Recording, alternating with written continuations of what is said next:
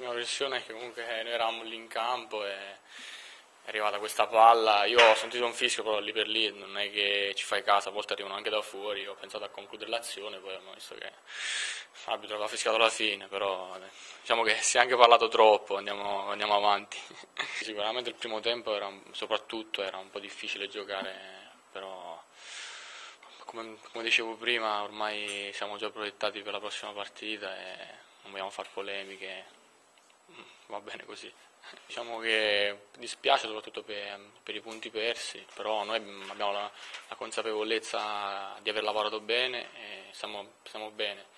Non prendiamo in considerazione che comunque non era una partita nella quale potevamo esprimere le nostre qualità, che sono quelle del gioco, quindi andiamo avanti, lavoriamo con molta tranquillità. Abbiamo fatto una grossa cavalcata dopo un inizio molto difficile.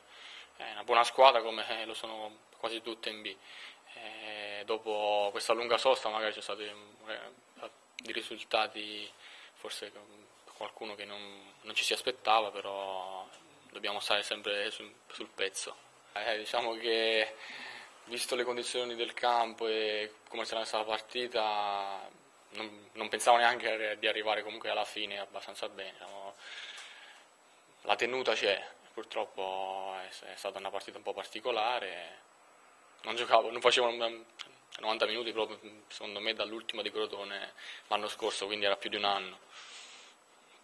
Penso positivo comunque per il futuro.